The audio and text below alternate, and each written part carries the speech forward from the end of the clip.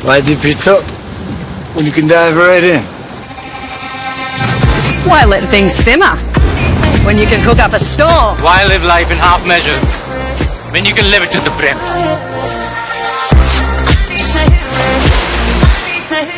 उमरखेड विधानसभा मतदारसंघाचे महायुतीचे उमेदवार किसनराव वानखेडे यांच्या प्रचारार्थ आज केंद्रीय गृहमंत्री अमित शाह यांची सभा जी आहे ती जिल्हा परिषद शाळेच्या या प्रांगणामध्ये आज आयोजित करण्यात आलेली आहे आणि विदर्भातील ही महत्त्वाची सभा जी आहे ही मानली जात आहे।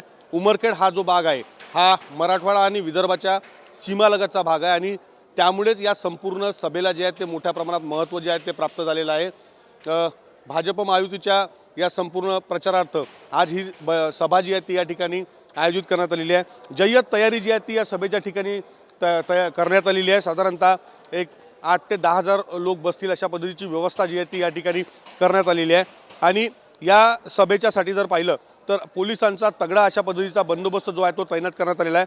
साधारणतः अधिकारी आणि कर्मचारी मिळून 550 पोलीस कर्मचारी अधिकाऱ्यांचा बंदोबस्त जो आहे तो या ठिकाणी तैनात करण्यात आलेला आहे। सुरक्षेच्या दृष्टीने देखील मोठी काळजी जी आहे ती या ठिकाणी घेतली जात आहे। आज या संपूर्ण सभेमध्ये केंद्रीय मंत्री अमित शाह काय नेमकं मार्गदर्शन या ठिकाणी करतात आणि काय नेमकं बोलतात हे या संपूर्ण संदर्भाने जे आहे ते महत्त्वाचं ठरणार आहे। त्यामुळे या संपूर्ण सभेकडे लक्ष जे आहे ते या ठिकाणी सर्वांचं लागलेलं आहे। विवेक गावंडे, TV9 मराठी, उमरखेड, यवतमाळ।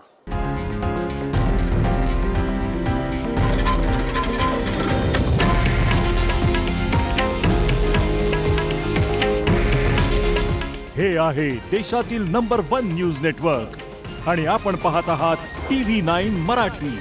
काळजी तुमची, हित महाराष्ट्राचं।